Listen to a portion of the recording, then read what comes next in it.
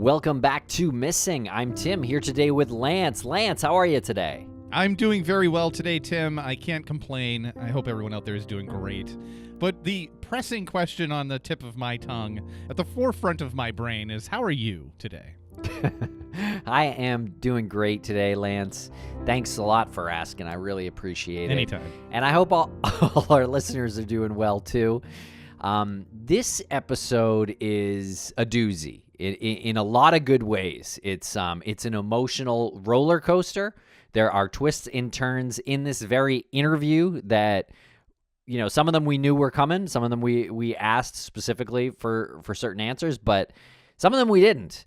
Just a wild conversation with a lot of sort of elements in it. And there are three people that are in this interview with us, Lance.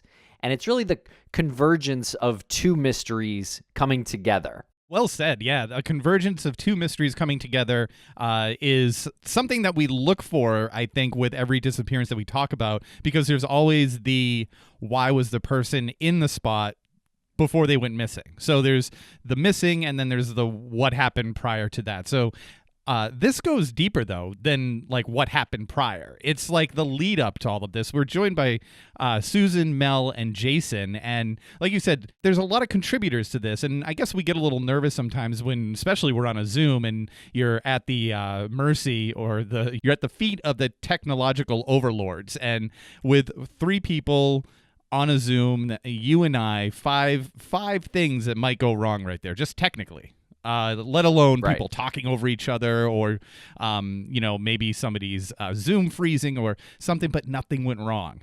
And everybody had their place. Everybody spoke in a relevant way. No one was repeating somebody else. It was everyone brought what they needed to bring to the table about this Finley Creek Jane Doe, and the story unfolded in such a way where I felt like at some points I was listening to and this is no insult to anything, no disrespect to the Finley Creek Jane Doe or any of our three guests. I felt like I was listening to a radio drama at some points. Yeah, I mean, it really plays out in an interesting way. So the mysteries are missing person Patricia Lee Otto, who went missing from Lewiston, Idaho in September of 1976.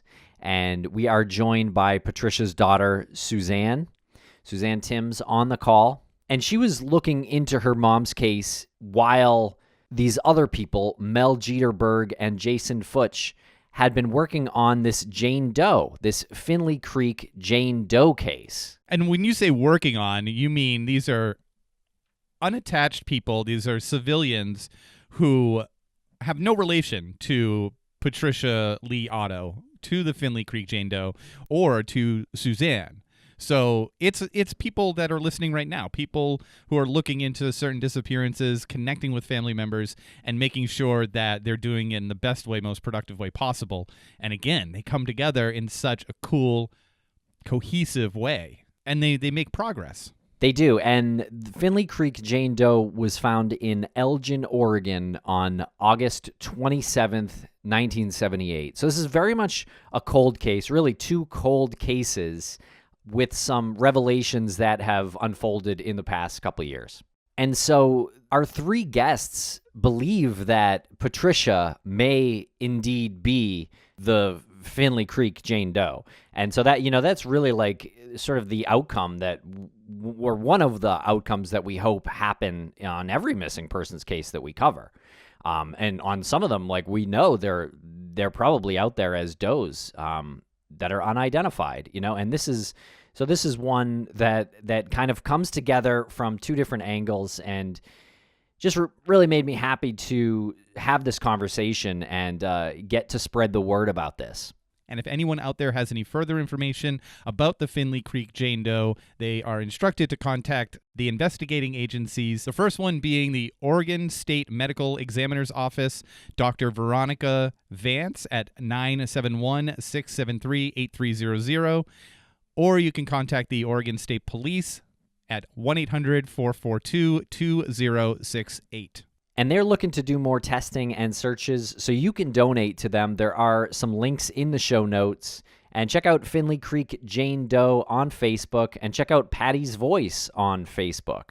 And if you have any information on Patricia Lee Otto's disappearance, please contact the Lewiston Police Department at 208-746-0171. We're going to play a quick commercial break, and then we'll resume with Suzanne, Mel, and Jason.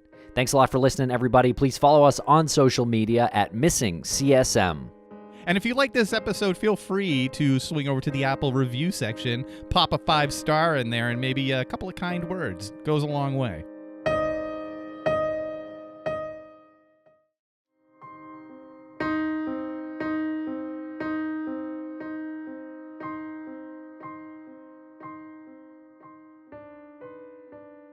Welcome to the podcast, Suzanne, Mel, and Jason. How are you today?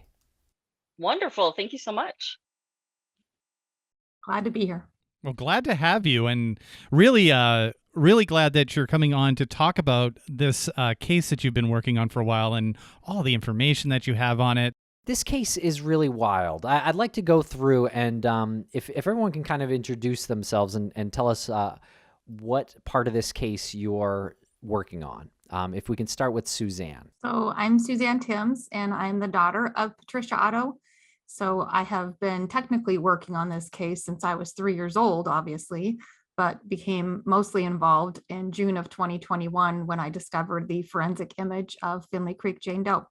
And I can go from there. My name is Melinda Jederberg. I go by Mel, and I'm the admin for the Finley Creek Jane Doe Unidentified Person Facebook page. And Suzanne made contact with me in June, like she said, based on some forensic art that was posted on that page that she saw. And that came to us because of a contact that Jason had. And I'm Jason Futch. I'm an investigative journalist for JPF Productions and am the host of From the Vault, a true crime podcast, and the upcoming Swanee Valley Unsolved, set for a summertime release this year. And I was able to connect with Mel because I had done some pretty decent research on the Finley Creek case. It was after someone from Web Sleuths had suggested the case to me, and so I put all the information that I had received, and I posted it on Crime Watchers, and that is where Mel's family discovered a lot of my research, and that's pretty much how we became connected. Okay, and Suzanne, I'm so sorry for your loss. Can you tell us a little bit about your mom? I wish I could. Honestly, I'm learning who my mother was through this investigation because I was so young when she disappeared. And my sister and I were told that she abandoned us. So I kind of grew up thinking that my mom was this terrible person who just left her children one night. And through this investigation, I've been able to connect with people who knew her and, knew her personally and went to school with her. And because I've been openly sharing my theory on what happened, my family has been able to share who my mom was and what kind of person she was. And it's interesting that biology plays such a huge piece in who you are or who you become, because I'm discovering that I'm a lot like my mom. She's very dedicated mother and loved her children more than anything. And that's really hard for me to hear because of what I grew up believing, right? I have children of my own and they're my life. So it's been interesting to learn her creative side and how passionate she was about being a mom and wanting to make her house the perfect home and decorating and things like that and the parties. And those are just things that I think I obviously picked up on, or they were biologically given to me because my family is just so important to me. And I'm really looking forward to being able to have closure on this case eventually. That's really wonderful to hear that you were able to learn about your mother through all of these elements, through these avenues, the investigation, other family members. And I hate to ask the question, but I know people are probably thinking it. Who was it that told you your mom just ran off and abandoned you? Well, obviously my father was there day one telling us that our mother had up and left for another man. And then when my father was arrested 2 months later, we were in custody, or not custody, but we were in the care of family members. So her own family, Patty's family, was not able to talk about it because my father had instructed them if they mentioned her name or said anything about her, they would no longer see us. So she just vanished from the conversations from that side of the family. When we went to go live with my father's family, they were 100% supportive of my father's statement that she'd left. So we were told our whole life by both sides, really, that Patty had left and that there was a chance she would come back. And I think that's just the nice thing to say to children. And they never really found a good time to come forward with the truth. That's really unfortunate. And this is something that happened in 1976, correct? Correct. And can you take us back to what you know of that day? So that night, my mom picked us up from our grandparents' house and brought us home at about 11 p.m. into our house in Lewiston, Idaho. And she put us downstairs to go to bed, which was unusual because our bedroom was upstairs. My parents got into a verbal altercation, and me being the curious little 3-year-old that had a million questions, I snuck upstairs to go find out what was happening. And I witnessed him hit her first, and then she hit him back. And he came back and put his hands around her neck, pushed her up against the wall, and drug her out of my sight. I didn't know what was happening or didn't really understand what was happening, but I knew I was very scared, and I could tell that obviously this is not okay. And I ran back down to my sister and explained to her that I was scared and didn't know what was happening. The next morning, my father got us up in a big rush to get out of the house. And he had told us at that time that our mom had left, that she didn't want to be a mother anymore. So I kind of thought we were going to go look for her, but instead he took us to a girlfriend's house because she was moving out of town. And so we went to go help his girlfriend finish moving. And then later that afternoon, he took us to Patty's sister's house. And that's where we stayed for several months, while I assumed he was looking for our mother, but it certainly doesn't appear he ever did that. And what was happened when he was arrested? So 2 months after she disappeared, my dad was in a bar because he was an alcoholic. He was there often. He was complaining about the Lewiston Police Department investigation, and he wanted them off his back. And he said he wanted to get rid of the captain. The bartender, who had known my father for years, was really under the impression that Dad had killed our mom, and he felt that he was serious about this. So he wanted to take his threat seriously. He contacted the Lewiston Police Department and let him know that Ralph was making these accusations of wanting to get rid of Captain Ayler, and what is he supposed to do? So Lewiston Police told him, play along with it. Just, play along with it, and we'll send someone to be the hitman. So literally the next day, they set this up to where my dad's meeting this out-of-town hitman from California, and my dad pays the man and at the same time makes arrangements to have 2 other hits made. And he's arrested on October 27th, 2 months after my mother disappeared, and it was on my sister's 5th birthday. Wow. Okay. And then sometimes it takes a little bit to process these things. And no matter I no matter promise how I'm not often we making do this stuff up. No. I mean, it takes a little bit for us to take it in and really let it mature in our heads a little bit. Like all the elements of this, like all those aspects that you just mentioned, like how in my first question, like how in the mid 1970s does someone know how to access a hitman like that? What kind of, and I'm not trying to, I know it sounds like it's funny, but Seriously. how does that happen? Yeah. What circles do you run in?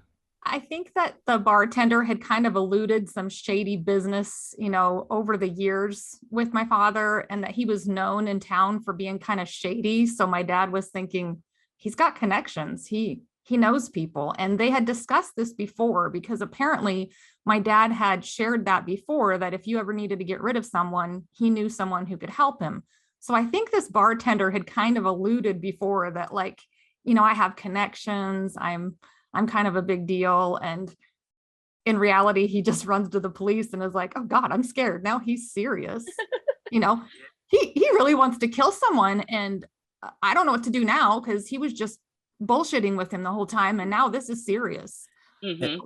And also too, you have to remember too, this was the 70s during the height of the motorcycle gangs and stuff like that. So accessing a hitman was probably as easy as just walking up to a motorcycle club saying, "Hey, I need someone off." So my father does 4 years at the Idaho State Maximum Prison in Idaho there. And he takes this case to the Supreme Court and he fights it because he's got money and he's got a lawyer and he's going to fight it. He's going to turn around and sue the Lewiston Police Department for entrapping him.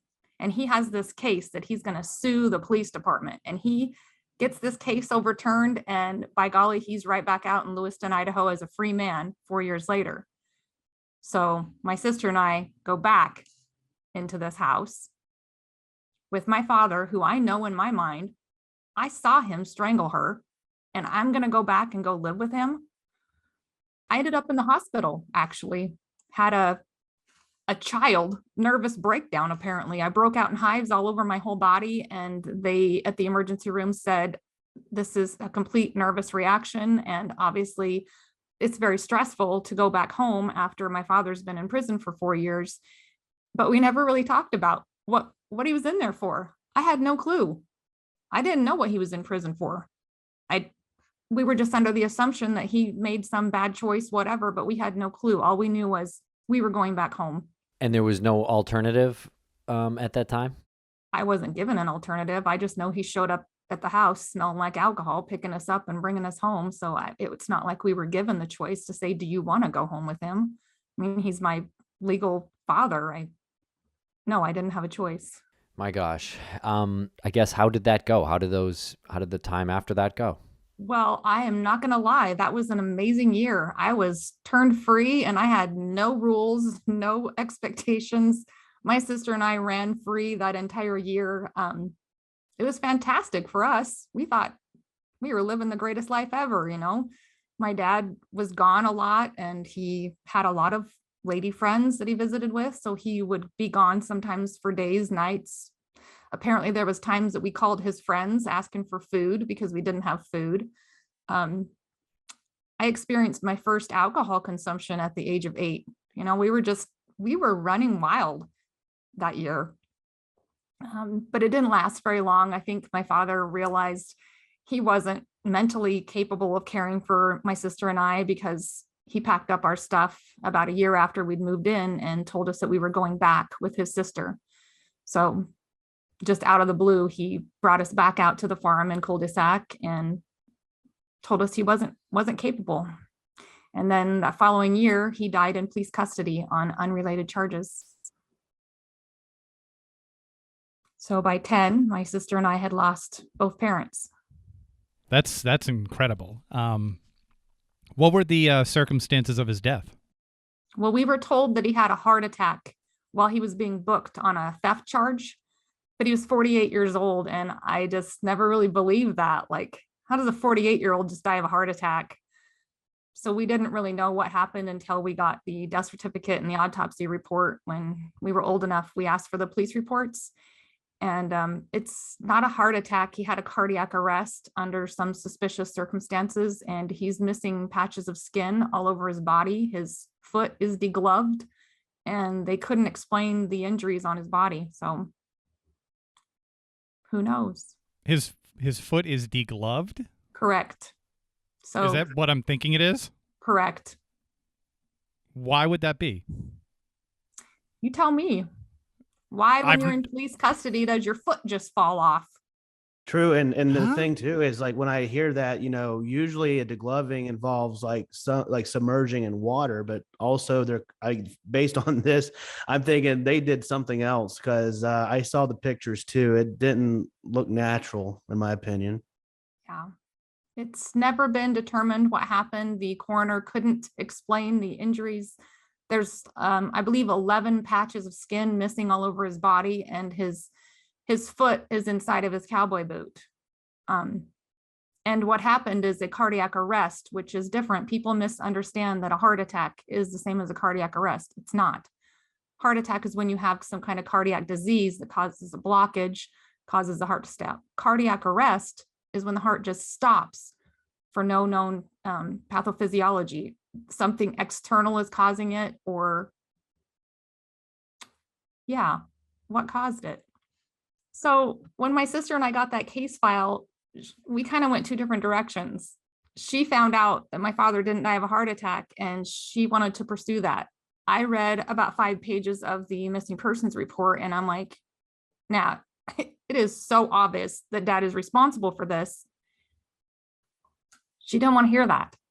She wanted to prove that my father was innocent. That was really hard. It was really hard for us to have 2 different opinions about what had happened. Yeah. And how is your relationship now with your sister? Well, I wish I could tell you that. In 2006, my sister was on a boat with her husband and 2 children, and they were overcome by carbon monoxide poisoning, and they died in the same little town that my father died in. In 1983, our dad died in Orfino, Idaho, and in 2006, I lost the rest of my family in Orfino, Idaho. I know she was up until the last minute wanting to find answers. And I think she knows now what happened and that she's trying to help us from the other side, because I can't tell you how many times she's led us in this case, and it's weird, but she wants me to know the truth now.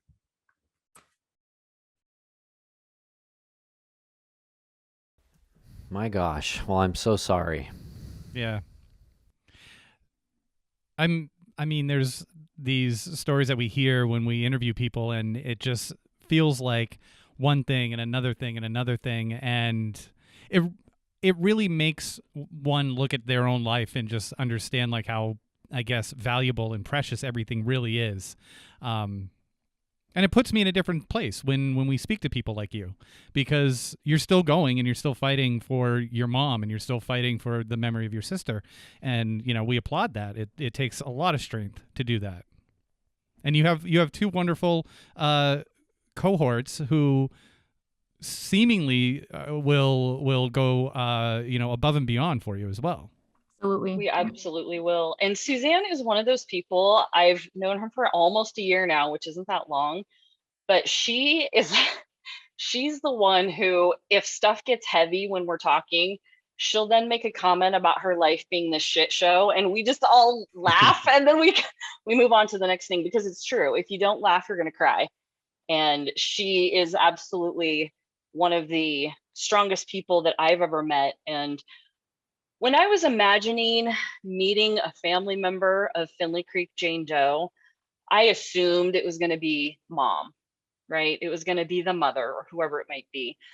I never in my wildest dreams imagined it would be someone who, this was just kind of one of the first things that happened. And there's been all this other stuff she's had to deal with after that.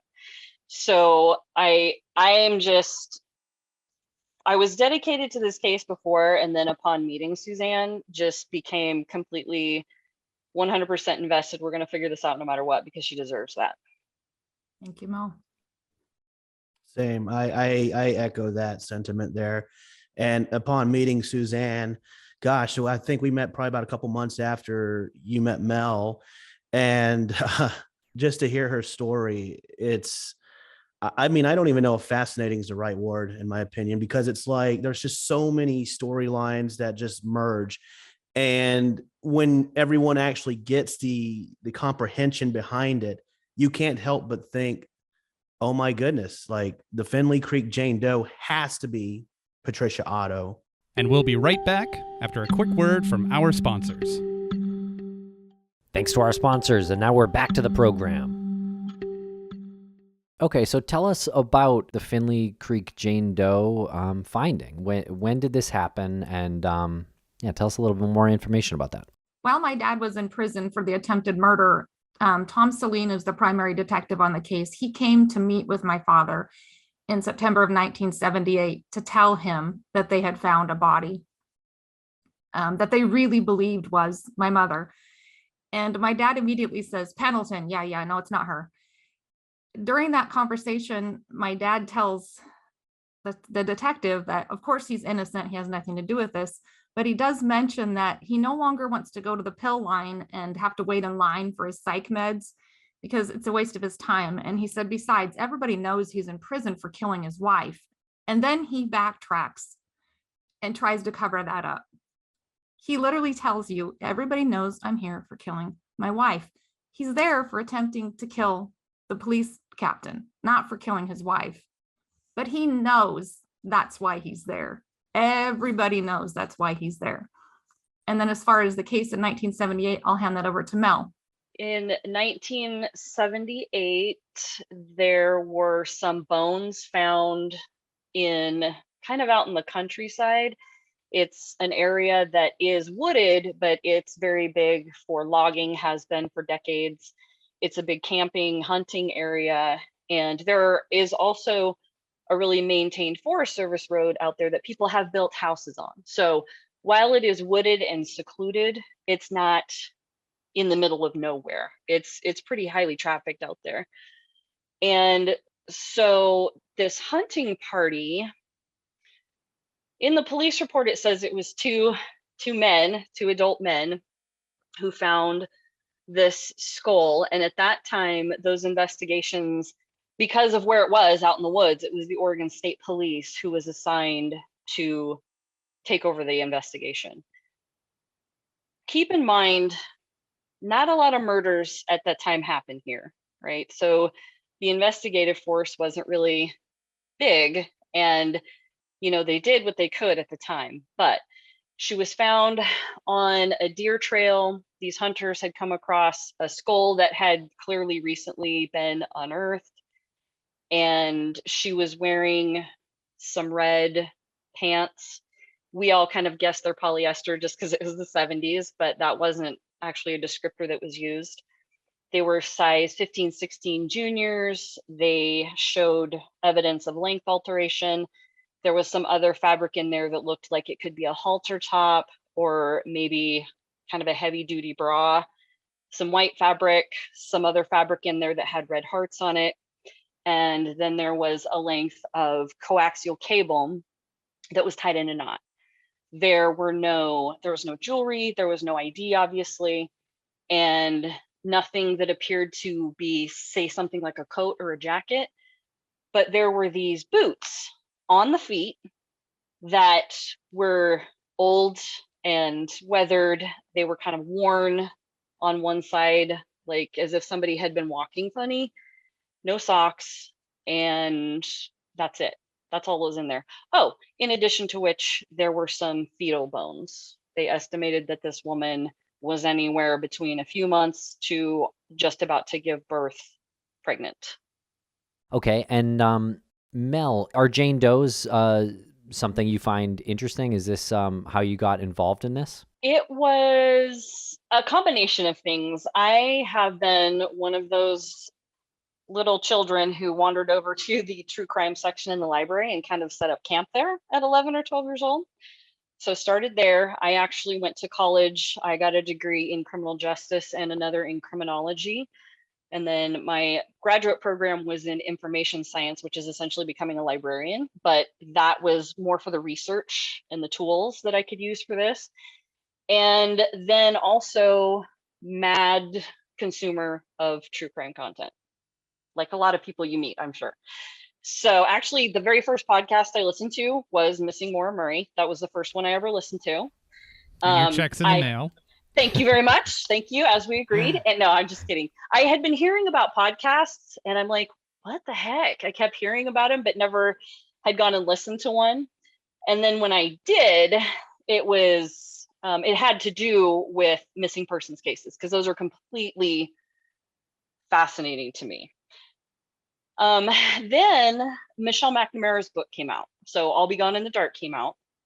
And she was talking about some tactics that she used as a citizen to get information and try to solve this case she was working on. And I was like, that's so interesting. I wonder if I could do that. And so just one Friday night after, listening to podcasts, reading books, I kept hearing about the Doe Network, but I'd never gone and checked it out. So I did that. And I, of course, put in Union County, Oregon, because that's where I'm from, and not expecting to find anything at all. And there was this one. And so I started reading about it. There was hardly any information on it. She did not have a moniker at that time. We are the ones who named her Finley Creek Jane Doe. And like Jason said, I texted my family and I said, did you hear about this? Because we've lived here my entire life and my parents would have been in their 20s when this body was found. And so they kind of went, well, I sort of remember hearing something like that. And my mom's actually the one who went out and found Jason's posts on Web Sleuths and Crime Watchers. He had dug up a bunch of newspaper archives about the story at the time. And so I was like, oh, well, I wonder if I could do something with this. So I just started looking around at other Facebook groups and things that people were doing online to gain attention. And then I happened to read Billy Jensen's book when it came out, Chase Darkness with Me, and he talked about Facebook campaigns. I had no idea that was a thing at all, that you could target who sees these posts and things like that. And so I said to myself, all right, I think I can do this. And the anniversary date of August 27th of when this body was found was about to come up. So I just took the plunge and launched her Facebook page on August 27th of 2018. Okay, and then shortly after, the Finley Creek Jane Doe Task Force, I guess, name was created by Jason? Yeah, he's the first person who reached out to me on the Facebook page. Yep, that's so. Yep. Okay, so take us through that, Jason. Yeah. Okay, so like Mel, I've been immersed in true crime content probably since college, and I'm a student of criminal justice. I went to school at Florida Gateway College in criminal justice studies in 2010, and it was there that I had found my first case to research. And it was by accident, honestly. It was the Lake City John Doe case, and here in my hometown of Lake City, 2010, and and so I looked into it, and ultimately the case was resolved thanks to some of the stuff that I used on Web Sleuths. And that was accumulation of interviewing retired detectives and, going over some of the old case paperwork that I was able to look at. And so as soon as that case was wrapping up, they had arrested somebody and he was awaiting trial. I was looking for another case to go into. And at first I was looking at Finley Creek Jane Doe. It was a case in Washington. But as I was doing a little bit of research on that, I had noticed the case was starting to come to a close as well. So I was like, well, hell, what do I do now? And that was when a woman from Web Sleuths, she had reached out to me and said, hey, look, there is a case in Union County, Oregon that you should take a look at. It happened somewhere near Finley Creek. I don't know where that is. So I did a little Google search and I couldn't find anything at all in relation to this case. Like I Google searched, I NamUsed it, and there was some stuff in NamUs, like the basics, like they had thought she was pregnant and they had provided the clothing description that Mel had provided to us just now. And I was like, well, okay, let's see. So in my previous research, I used to go to the college library and look into newspaper articles by using the microfiche slides. And so I did that. And I collected numerous articles in relation to the Finley Creek case, which actually helped build the story of the Finley Creek Jane Doe. And during that time, I also reached out to Dr. Nikki Vance, who is the forensic anthropologist for the Oregon State Medical Examiner's Office. And she felt like she could help, but she couldn't do too much because it was an open case. But she did confirm with me that they do believe that Finley Creek Jane Doe was strangled, because in the newspaper articles, it alluded to a cord, like a coaxial cord, that was also found in the grave. And so they do believe that was the murder weapon in this case, or at least they did then. So anyways, I started putting more information out there on crimewatchers.net. And then by accident, again, I located Mel's Facebook page that she had put together about the Finley Creek Jane Doe. And I'm like, interesting. So I reached out and I offered my assistance in this case, because I was like, I have all the information and I've also got great resources if you want to put our resources together. So literally, I think, what was it, Mel? Probably like a month later, we already had like 4 or 5 people in this chat room. So Yep. yeah, and we had some great people, and they're all still with us. And so we just put our resources together, and that's how the task force formed. And then Mel and I started a letter campaign to pretty much every single state agency organization out there that may have the police reports. And lo and behold, we finally found it after going through numerous case report numbers. And I did not expect this, and I don't think Mel expected this either, but along with our file came photographs of the human remains that were found at Finley Creek. Yep. And it was then that I was like, I know a guy who could give her a face. And so I reached out to my good buddy, Anthony Redgrave, with Redgrave Research Forensic Services out of Massachusetts. He had previously helped me with a John Doe case in Florida, where we were able to revise that John Doe's artwork. And he said that it was going to take a lot of work for this one, but probably about 2 months later, like in the middle of the night, she finally had a face after 42 years. Yep. It was amazing. This is incredible. What an incredible series of events that came together to make that happen. Suzanne, when did all of this kind of come to you, and how did you come to terms with the fact that these people are putting so much work in? In June of 2021, which was last summer, I came across a unidentified image, and I swore it was me initially. Like, I see the image, I still see it today, and I'm like, I swear Anthony drew me. It was like 11 o'clock at night. I pull myself right out of bed. I see this picture, and I'm like, why would someone draw me as an unidentified? I click on the details and start reading about it, and they are describing my mother, including her clothing, her height, her weight, her hair color. It's my mom, and he drew a photo of me. So I'm like, obviously there's been a mistake. We were told this woman in Pendleton was not my mother, but how can a forensic artist take her skull and create this image that obviously so closely resembles my face? And I not realizing, I've never been told my entire life I look like my mother. Not once have I ever been told, oh, you look so much like your mom. I pull up pictures side by side of me and Patty, and I'm like, well, no wonder it looks like me. It's her. So I immediately reach out to Mel saying, my mom was ruled out. I know she was ruled out because I have this little tiny handwritten note saying the x-rays do not match the body found out of LeGrand. So I know that she was presented, but Mel can't find her in that, giant 50-page homicide file that she has. It's like, I have letters that are longer than that homicide file that she has, but there's no mention of Patty Otto in that entire 50 pages. Okay, so you were on Facebook and you saw a picture that looked like you, and Mel, that was from the campaigns that you launched, sort of geo-identifying the area? It was the forensic art that Anthony was able to draw. We were able to release that forensic art on May 5th of 2020, which happened to be my birthday. It was one of the best birthday gifts I ever had. So it was out there for roughly a year before Suzanne was able to see it.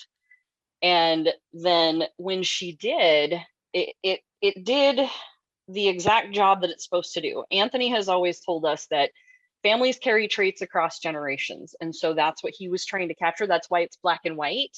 He doesn't put specific skin tone, hair color, things like that, because he wants people to be able to just see a trait and just kind of picture, okay, I'm seeing that person as a blonde, or I'm seeing that person with, light brown hair, and not put those things into people's minds, from the outset. Just make it as neutral as possible, but with these features. And that's exactly what happened. Suzanne saw somebody that looked like herself, and then just went from there. So the forensic art did exactly what it was supposed to do.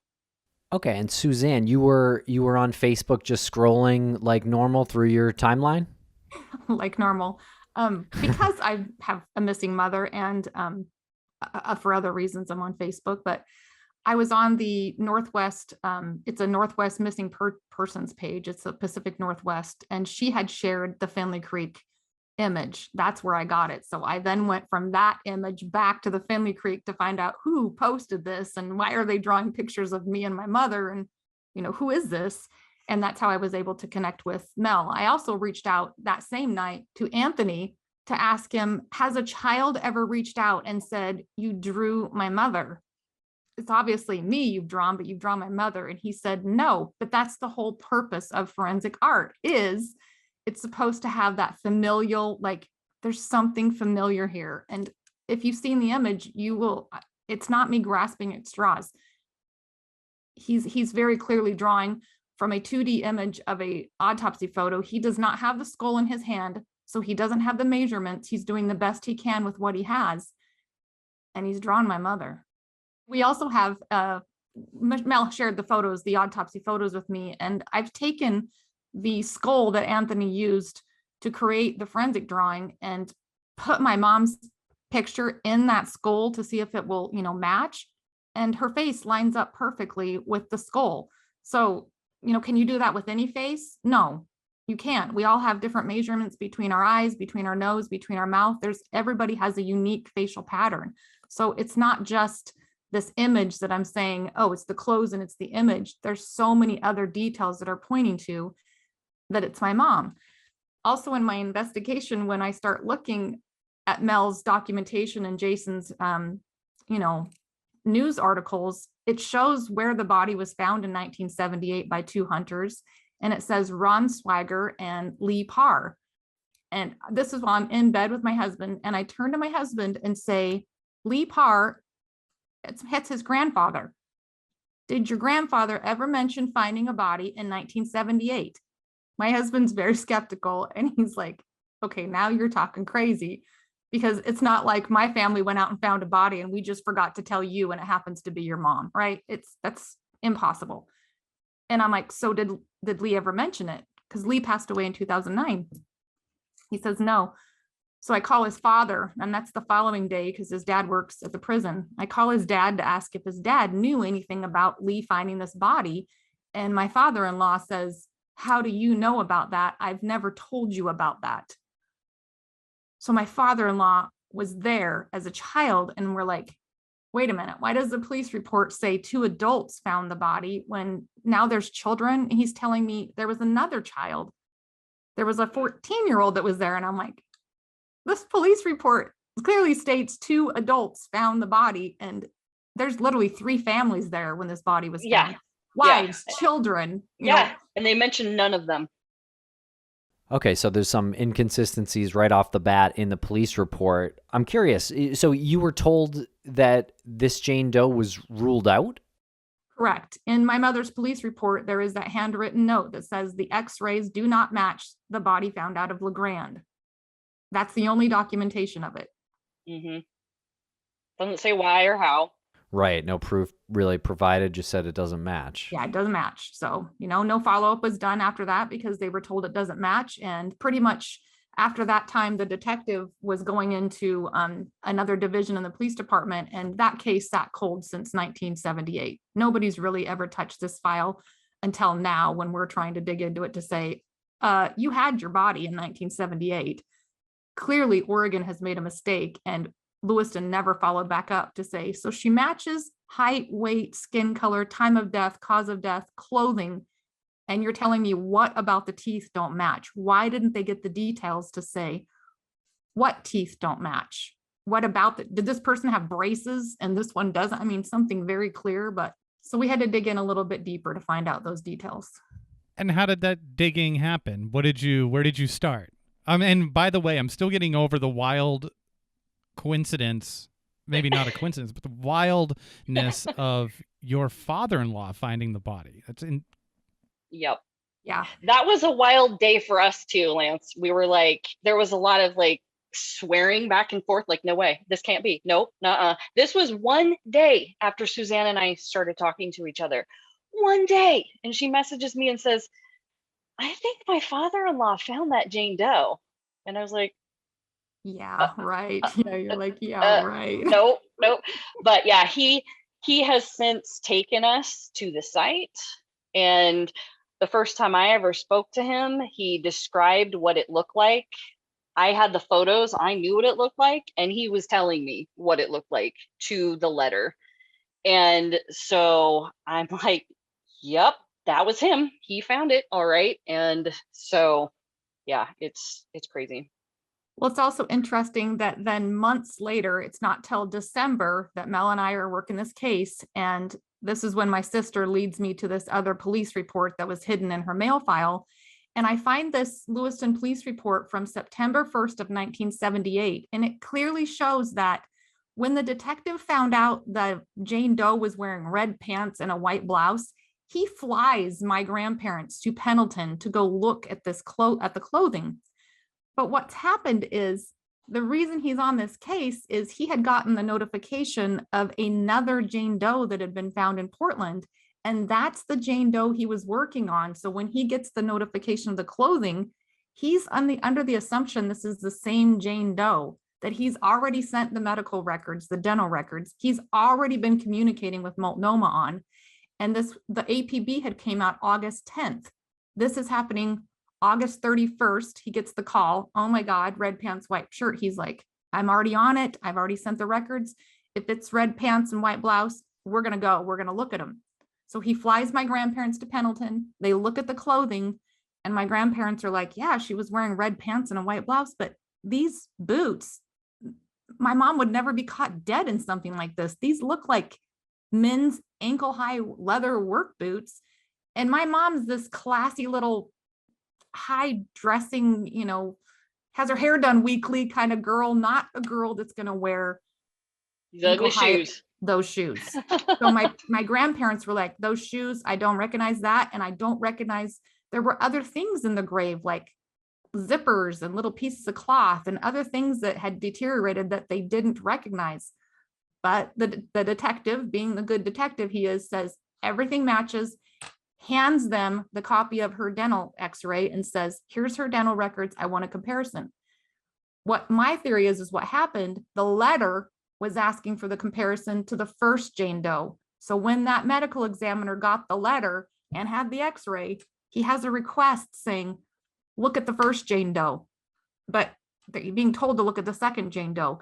He either didn't do one or he did the other, or he mixed them up, because what he explains is this skull can't be Patty Otto because this skull has unerupted wisdom tooth and extensive dental work. You can't see any of that in the autopsy photos. There are no unerupted wisdom teeth and there is not extensive dental work, but there is on the first Jane Doe. Right. Okay. So you're saying that he mixed up the Jane Does. That's my theory. And that's been my theory the whole time, is that he just mixed these two up. It's clear that he has them mixed up. I don't think it was any kind of police cover up or intentionally trying to not give me answers or hide this. It's just human error. Where is the Jane Doe now?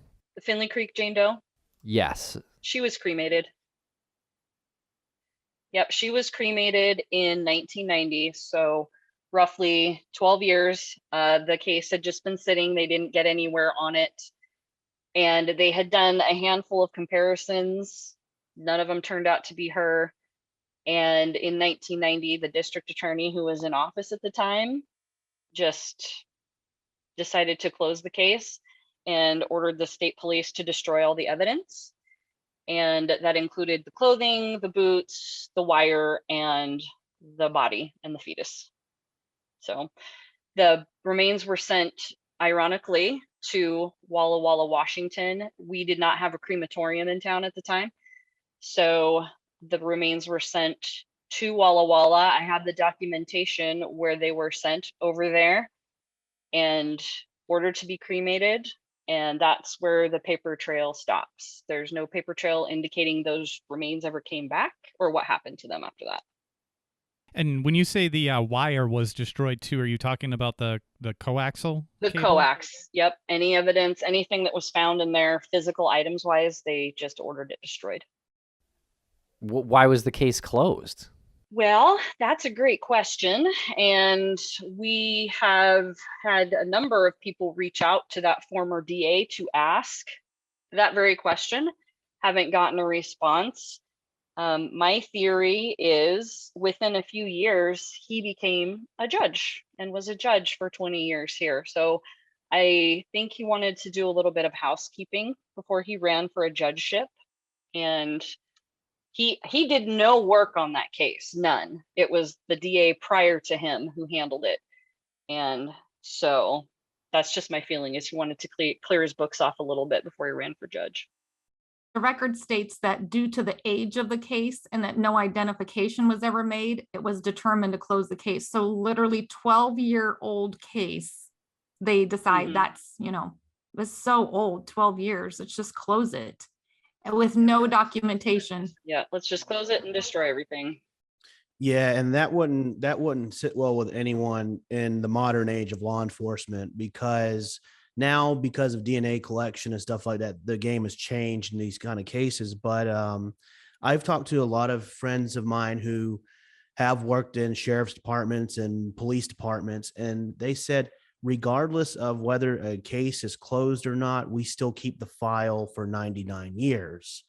So that's very interesting too, because as I looked into the file as well, yeah, like Mel said, this DA that worked the case, this DA that ordered the evidence destroyed, he did absolutely no work on it, because if I remember right in our file, the last time the case was worked on was like 1987, and then straightforward destroys everything in 1990 without giving it a second glance before proceeding, because 1990 compared to 1978, technology has somewhat changed. There could have been more work done in 1990 to preserve DNA evidence. I mean, it was still, being worked on. So I'm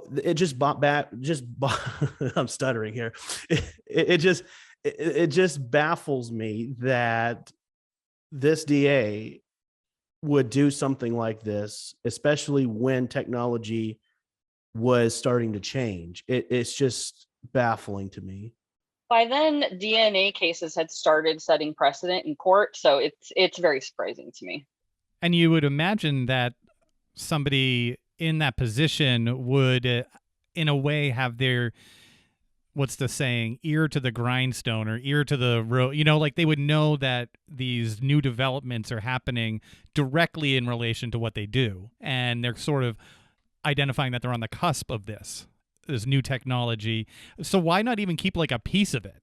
I mean, we talk about this all the time. Okay, never mind. Go on, Jason. Oh, well, what I was going to say is you have to remember about 1986 was when DNA started gaining significance in cold cases and criminal investigations.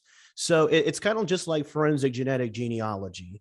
It's taking a while to catch up with the science and also being able to say, hey, look, I think we got something here. In 1986, they were still skeptical. They were still skeptical of DNA, and they were still working on blood card evidence and stuff like that, fingerprints. But as the years, go on, yes, then DNA became something pretty significant. I don't think it was until about maybe 95, 96 when DNA started becoming a regular inclusion in law enforcement investigations. So I understand to some degree why they didn't preserve it, but at the same time, it's like you destroyed a human body without first looking at the case again. You didn't even give it a second thought. Like, that's not how things should be done. And I hope to God, there are a few cases similar to that, but I do hope that elsewhere in the country, they didn't do that. But, it is what it is, unfortunately. Well, and even elsewhere in the state, we know they didn't do that, because Dr. Vance did a sweep. She gathered up all of the unidentified across the state. These old cold cases, she gathered them up physically. She has them. And there were other counties in this state who kept those remains for longer. The cases were older, but this county didn't. And one case I'd like to note on that too, there was a case in Josephine County, Oregon, Girl was found in 1971. That's 7 years before Finley Creek Jane Doe was discovered. Her bones were still intact when Dr. Vance recovered them, and they were not even in a grave. Like, the bones were sitting in an evidence locker in Josephine County when they sent them to Clackamas for preservation. So it's like, you can't give me that excuse of, oh, well, the case is cold, we didn't have no movement, we needed a space in the locker room. Don't give me that. A lot of other counties in Oregon was preserving evidence way before technology advanced. And look at it now. It was a murder. Yeah, 1963, Ashland Baby Doe. They just solved that case. The aforementioned case in Josephine County, thanks to the preservation of the evidence, she has been identified as Annie Lehman. So this is a testament to why you should never destroy evidence in a cold case, no matter how old it is. Yeah, make a spot on a shelf. You need to keep it. We cover a lot of cases on this show, and I feel like this case is very unique for a lot of reasons. But one of them is because you believe you've matched the missing person to the Jane Doe, and that is very unique on these airwaves. I'm so sorry that they, cremated the Finley Creek Jane Doe's body. Where are you going to go from here to try to, make a conclusive match? Well, because my father-in-law knows where the grave was located at, because we have that location, we were able to bring cadaver dogs out to the site and actually do, a sweep of the area. And both times the dogs alerted that there are human remains. The last time the dog alerted that there's remains right here. At that time, we notified Oregon State Police, who said, well, it's a closed case. We got to figure out what to do. But after presenting our case, which, the same information we just gave to you, they feel that we have enough information to give some resources to this case. And they're actually going to come out there and meet us with the dogs and provide, a forensic sweep of the area if there's any evidence there. Her arm and the hand on her other arm are missing. So animals had actually drug remains off. If we can get one finger bone that has DNA, then we can prove that this case is without a doubt my mother. Without the DNA, the other thing we're doing is testing this box of miscellaneous cremains, which is here in Walla Walla with me. The first attempt was not successful, but there's cases that it takes 9 times to successfully extract DNA. So we're not going to give up. We've also tried to go back to the Pendleton Crime Lab, because what if those red pants are still there? What if those boots are still there? What if the evidence really wasn't destroyed and they just have it misplaced? I just keep hoping that somebody's going to come forward. Somebody's going to dig into an evidence locker that wasn't looked at. And here it is. Here's the missing red pants. Why is there no documentation that it was actually destroyed? There's an order saying to do it, but where's the evidence log saying, I took this out, I cremated, I burned it, I threw it in the trash, whatever. They have to say what they're doing with this evidence. They can't just make it disappear. So where is that evidence? Well, if anyone's going to find it, I feel like it's going to be one of the 3 people that are on the Zoom call. You had said earlier that your sister, in some ways, is directing and pointing you in certain directions from the other side. And Mel and Jason were both nodding pretty enthusiastically about that. What are these examples? It looks like Jason is chomping at the bit to tell us what happened. What are these examples? So my sister died in 2006, and obviously she doesn't talk to me on a regular basis or anything like that, because I'm not, hearing voices. But in December of this last year, I was in a meeting and I kept hearing her saying that I needed to update her E-Trade account address. And I don't even know what E-Trade is. So I'm like, why am I having this thought? And I would just disregard it. And I'm trying to run my meeting and I keep hearing her like, you need to update the address now. E-Trade address now. You have to do it now. And I'm like, oh my gosh, I'm losing my damn mind. Why do I don't hear her outside of my head. It's just more like a thought in my head that I keep having. So I pull open her mail file from 2006 and I find that stupid E-Trade account and it really has her old address on it. I never updated it. So I was like, oh, well, maybe this E-Trade, maybe she invested in something really cool, like, the missing podcasts, and it's super worth a whole bunch of money. So I'm going to call this E-Trade and find out what it's all about. While I'm on the phone, I look at her mail file and there's a police report sitting on the top of her mail file. It's the one that we've been missing. It's the one that shows that my mom was presented on September 1st of 1978. It's the one showing that Tom Saline flew my grandparents out there. It's what Oregon's been denying this whole time, that she was never presented because she's not in their file. So I get this report. She has her handwritten notes on it. She's literally saying, how do I know if they identified her or not? Should I call, Union County and find out if this woman was ever identified? She has her little notes written on there. So we call, we're finding out whether Umatilla County had anything to do with this. What this report shows us is it was such a runaround that was given to each detective that it makes it really clear why this never got documented in the Oregon's chart. He calls Union County, tells him to go to Umatilla County. Umatilla County tells him to go to Oregon State Police. Oregon State Police tell him to go to the Pendleton Crime Lab. Pendleton Crime Lab tells him to show up, and he's the one that shows him the evidence. Who documented that? Nobody,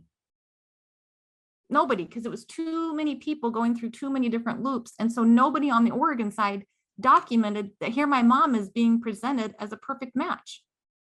So when they get the dental record back saying it's not her, which we now know he looked at the wrong skull, he's holding the first skull, not the second skull, nobody questioned it. Nobody questioned it, and nobody even thought to look at it again to say, are you sure it's not her? But my sister was questioning it. Natalie was questioning it. And you likely would never had found that without going in for that E-Trade thing. It is a needle in a haystack to find that record. It was not in my police report because she had pulled it out and had it right by her phone where she was calling. And at the time she died, someone just put the mail file all together, and that police report was right there in her mail. Holy from shit. 2006. Yes. She's definitely helping me from the other side.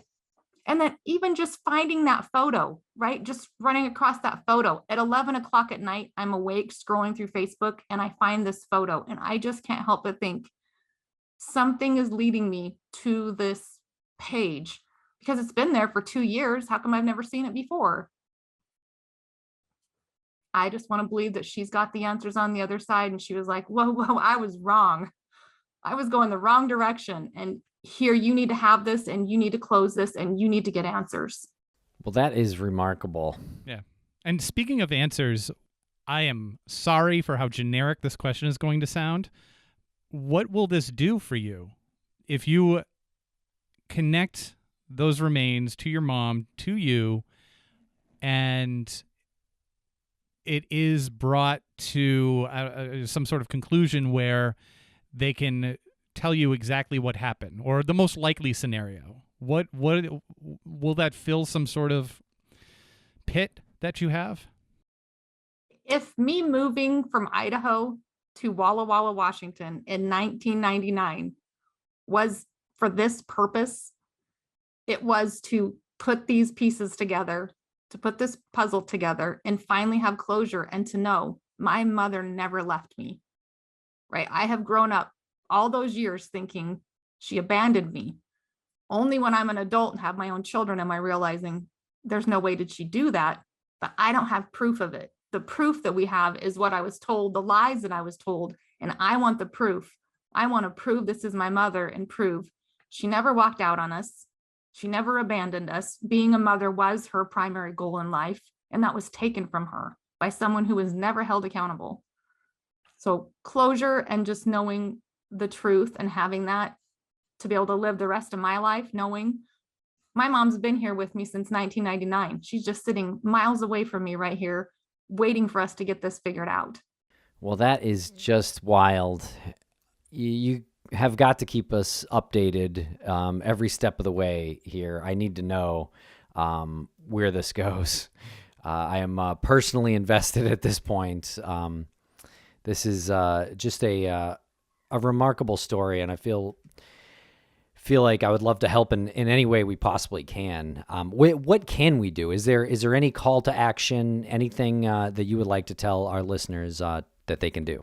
the one thing that we can get to help is I have a Lewiston dentist right now who has experience with forensic dentistry, and he's trying to get a couple of different opinions together to present to Oregon to say, this is clearly Patty Otto's teeth, but he doesn't want it to be just one person. So if there are forensic odontologists that would look at these images and not look at the false paper written record, look at the teeth, that would be helpful for us, because I don't have DNA and I can't guarantee that we're going to be able to find that finger in a forest. I can't. Exactly. Yep. The other thing is sharing the story, because we know there are some witnesses out there who are not talking. So we want to put public pressure on folks in Lewiston, over here in Oregon, before everybody's gone. There have been a lot of people who have passed away in regards to this case. That's officials, that's witnesses, and we need that public pressure to be on. Another thing I would like to add is we are, regardless of how it turns out, taking responsibility for these Walla Walla cremains and finding out who they are.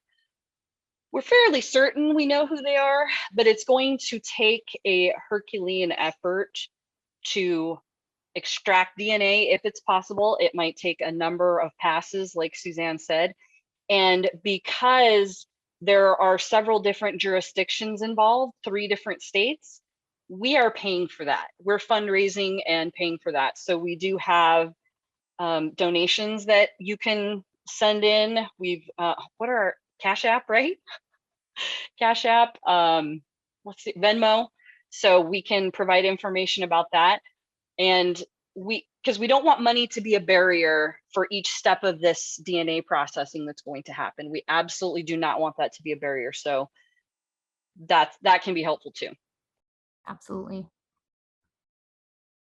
And thank you for being willing to share our stories and to just This get is it out huge. there.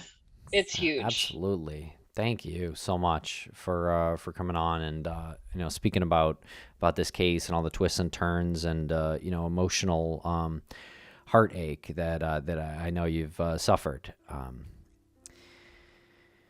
Well, if we can do any part to help, we really would love to. So please keep us updated.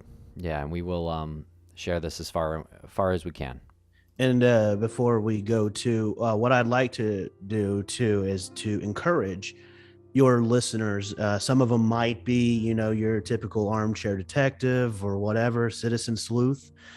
And I would encourage them that, if you have a so-called pet case, a case that you've been following closely, use our blueprint to start something in that regard, because it might be a case that may be pretty darn old. Maybe just a little jostling with the law enforcement agency in your area might help. And that's pretty much what Mel and I did. I mean, this case literally had no chance until we stepped forward, I think. It's a good call to action right there, because we do have listeners who want to apply something to any disappearance story that they hear. And I think this one is at the top of the list as far as like where it could go. I mean, you're so close. It just feels like it's so close, and a little push is going to be huge. Absolutely. And I mean, if anyone ever needs help putting something together out there, they know where to find me. Yep. Just shoot us a message for sure.